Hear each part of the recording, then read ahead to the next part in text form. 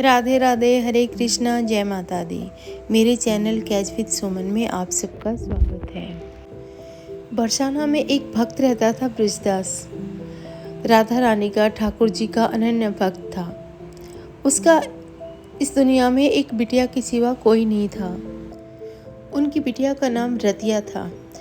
बाप बेटी दोनों रहते थे, ठाकुर जी की, राधा रानी की भक्ति करते थे, नाम जाप करते थे। बृजदास जी रोज शाम को अटारी पर जाते थे, राधा रानी की अटारी पर।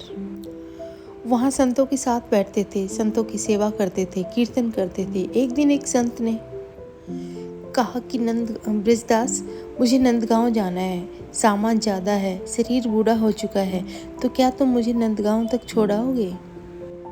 तो बृजदास ने कहा कि हाँ, जरूर छोड़ाऊंगा संत महाराज, आपकी सेवा करने में तो मुझे आनंद आता है, लेकिन सुबह सुबह चलेंगे, 4 बजे निकल लेंगे, ताकि 10 बजे तक मैं वापस आ जाऊं। तो संत महाराज ने कहा कि ठीक है, सुबह 4 बजे मिलते हैं। अब सुबह सुबह 4 बजे बृजदास पहुंच गए संत महाराज के पास, सामान उठाया और चल दिए नंदगांव की तरफ। तो जो संत महाराज जो हैं, उनका शरीर बूढ़ा हो चुका था और उनको सांस की तकलीफ थी। तो नंदगांव पहुंचते पहुंचते उनको 11 बज गए। जो वापसी का समय था, उस समय वो वहां नंदगांव में पहुंचे थे। सुबह से चले हुए थे। जब संत महाराज जी नंदगांव में मंदिर में पहुंचे तो बृजदास से बोले कि बृजदास, तुम्हारा बहुत धन्यवाद। राधा रानी की कृपा तुम पर हमेशा बनी रहे, ठाकुर जी की कृपा हमेशा बनी रहे। सुबह से चल रहे हो, पूरा सामान तुमने उठा रखा था, थोड़ा आराम कर लो, फिर चले जाना। तो बृजदास ने कहा कि नहीं, घर में बिटिया अकेली है, अभी जाना है। तो संत महाराज ने कहा कि रुको, मैं महंत जी से बात करता हूँ, भंडारे में कुछ खाने को होगा, वो परोसता हूँ, भोजन करके जाना। सुबह से पानी तक नहीं पिया है। तो बृजदास जी की आंखों में आंसू आ गए।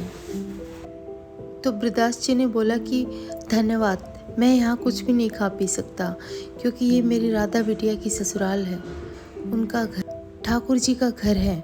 मैं बरसाना से हूँ और राधा मेरी बिटिया है, और हम बेटियों के घर, बेटियों के ससुराल में भोजन तक नहीं करते।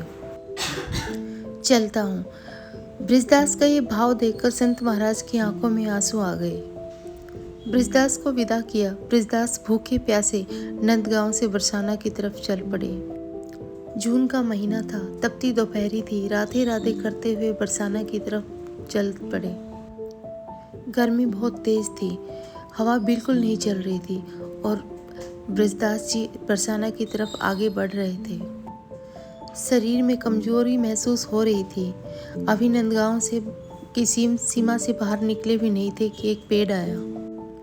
उस पेड़ की छांव में बैठ गए। शरीर में मानो जैसे जान ही नहीं बची। ठाकुर जी सब देख रहे हैं, भक्त बृजदास को देख रहे हैं। वो देख रहे हैं कि कैसे हमारे रिश्ते के कारण, राधा रानी और मेरे रिश्ते के कारण, बृजदास ने पानी तक नहीं पिया। बृजदास जी पेड़ के नीचे बैठे हुए राधा रानी को पुकारते हैं और राधा रानी से कहते हैं कि राधे बिटिया, तुम मेरा अंतिम प्रणाम स्वीकार करो। अपनी बेटी रतिया को कहकर आया था कि 10-11 बजे तक आ जाऊंगा, लेकिन देर हो गई है, अब शरीर में चलने की क्षमता बची नहीं। लेकिन देर हो गई है, अब शरीर में चलने की क्षमता रही नहीं, हिम्मत रही नहीं। राधे बिटिया, अब सांस चल नहीं रही है, शरीर में हिम्मत नहीं रही है, इसलिए मेरा अंतिम प्रणाम स्वीकार करो। ये कहते कहते बृजदास जी बेहोश हो गए। उधर ठाकुर जी सब देख रहे हैं, क्योंकि वो जानते हैं कि मेरे कहने से बृजदास उठेगा नहीं। मैं पानी दूंगा तो वो पानी पिएगा नहीं, क्योंकि बेटी के ससुराल का पानी पीना नहीं है। ठाकुर जी पहुंचे बरसाना, राधा रानी के महल। राधा रानी के महल में भोग की तैयारी हो रही है, रास भोग की तैयारी हो रही है। राधा रानी ठाकुर जी से को देखकर हैरान हो गई और बोली कि कैसे हो आप, यहाँ कैसे? तो ठाकुर जी बोले, राधे, वहाँ तुम्हारे पिता जो हैं प्राण त्यागने पर हैं। तो राधा रानी ने कहा कि मेरे पिता? तो ठाकुर जी ने कहा कि बृजदास, वो तुम्हें अपनी बेटी मानते हैं, उन्होंने नंदगांव में तुम्हारे संबंध के कारण पानी नहीं पिया, बोले कि बेटी की ससुराल है ये, यहाँ का भोजन पानी ग्रहण नहीं करूँगा। अब उनको भोजन तुम ही दे सकती हो, उनको पानी तुम ही पिला सकती हो, क्योंकि वो तुम्हें ही पुकार रहे थे। राधा रानी का राजभोग लगा था। राधा रानी ने 56 भोग लिया और पहुंच गई ब्रजदास के पास और जाकर के बोली, बाबा।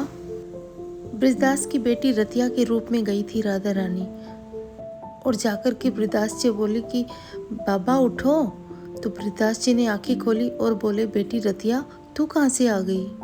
रतिया बनी राधा रानी ने कहा कि बाबा, आपने कहा था ना जल्दी आ जाऊंगा, तो मैं भोजन कर समय हो रहा है तो मैं भोजन लेकर आ गई। मुझे लगा कि देरी हो गई होगी, रास्ते में होंगे। लो जल ग्रहण करो, भोजन ग्रहण करो। तो ब्रजदास जी ने रतिया बनी राधा रानी को गले से लगा लिया और बोले कि बिटिया, आज तू नहीं आती तो मैं तो आज प्राण त्याग देता। बड़ी जोरों से भूख लगी थी, प्यास लगी थी, सुबह से चल रहा हूँ।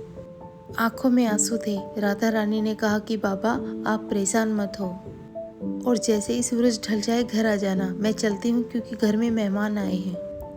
अब मेहमान कौन?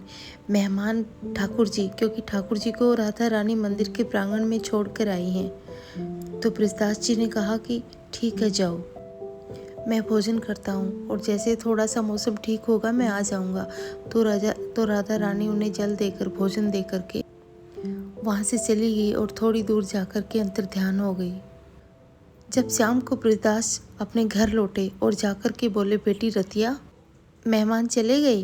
तो बेटी रतिया ने कहा कि बाबा, कौन से मेहमान? तो ब्रजदास जी ने कहा कि तुम आई थी ना, मुझे भोजन देने आई थी, तब तुमने कहा था ना कि मेहमान आए हैं, मैं जाती हूँ, तुम बाद में आ जाना। तो रतिया ने कहा कि बाबा, कैसा भोजन? कौन सा भोजन? मैं तो कोई भोजन देने नहीं आई। मुझे लगा कि संत की सेवा करने में आपको देरी हो गई होगी और आपने वहीं पे भोजन ग्रहण कर लिया होगा, इसलिए मैं तो कहीं नहीं आई। तो ब्रजदास जी ने वो पात्र निकाले, वो बर्तन निकाले और रतिया से कहा कि देखो बेटी, इन्हीं बर्तनों में भोजन देकर गई थी तुम मुझे। तो रतिया ने कहा कि बाबा, ये पात्र हमारे नहीं हैं और मैं तो कहीं नहीं गई। ब्रजदास जी दंग रह गए और बोले, हाँ, मेरी दूसरी बेटी मुझे भोजन देने आई थी, क्योंकि मैं तुम्हें नहीं उसे पुकार रहा था, क्योंकि मैं कह रहा था, राधा राधा, ये मेरा अंतिम क्षण है और मेरी बिटिया से देखा नहीं गया, तो वो भोजन लेकर आई थी मेरे लिए। और ब्रजदास जी वो पात्र लेकर पहुंचे अटारी पर और अटारी पर जाकर गोस्वामी जी से बोले कि गोस्वामी जी, ये पात्र राधा रानी के हैं ना? तो गोस्वामी जी बोले कि ये पात्र तो हम ढूंढ रहे हैं। राधा रानी को राजभोग लगाया था, 56 भोग लगाया था, उसी समय से ये पात्र गायब है। ये पात्र आपके पास कैसे आए? तो ब्रजदास जी ने गोस्वामी जी को सारी बात बताई। खुशी से झूम रहे थे, आंखों से आंसू बह रहे थे, शरीर कांप रहा था, राधा रानी को प्रणाम कर रहे थे और वहीं पर अपने प्राण त्याग दिए। ईश्वर हमेशा अपना रिश्ता निभाते हैं। जब आप रिश्ता रखते हो तो उसे निभाओ। आप 1 कदम चलोगे तो ईश्वर 10 कदम चलेंगे। आपको ठोकर लग सकती है लेकिन आप गिरोगे नहीं, क्योंकि भगवान आपके साथ हर समय, हर क्षण रहेंगे। आपको चोट नहीं लगने देंगे। ठोकर लगेगी आपको, लेकिन आपको चोट नहीं आएगी। जीवन में कष्ट आएंगे, लेकिन उस कष्ट को काटने के लिए ईश्वर, भगवान, ठाकुर जी हमेशा आपके साथ रहेंगे। अगर आपका रिश्ता ईश्वर से मजबूत है, भगवान से मजबूत है, अगर आप ठाकुर जी से प्रेम करते हैं, तो अगर आप ठाकुर जी से रिश्ता रखते हैं और रिश्ता निभाते हैं, तो यकीन मानना, आपके और ईश्वर के बीच कोई नियम लागू नहीं होगा। आपके और भगवान के बीच में कोई आ ही नहीं सकता। किसी प्रकार का कोई बंधन नहीं होता। ऐसा अद्भुत प्रेम करते हैं ठाकुर जी और राधा रानी अपने भक्तों से। इतना प्रेम हम कभी भगवान से नहीं कर सकते जितना वो हमसे करते हैं। और उनकी अनुभूति हमें कब होती है? जब हमारे भीतर सहजता होती है, सरलता होती है, अटूट विश्वास होता है, गहरा प्रेम होता है, समर्पण होता है। अगर ईश्वर से, भगवान से विश्वास करते हो तो मन में कोई शंका मत रखो। आपके मन में ये प्रश्न आना कि मैं इतनी पूजा पाठ करता हूँ फिर भी कुछ नहीं होता, इसी को शंका कहते हैं। इस शंका को जन्म मत दो, इस शंका को जन्म मत लेने दो। बस भगवान के प्रति, ठाकुर जी के प्रति, राधा रानी के प्रति विश्वास रखो, अटूट विश्वास रखो। अगर वीडियो अच्छी लगी हो तो चैनल को सब्सक्राइब करें, कमेंट करें, शेयर करें और लाइक करें। राधे राधे।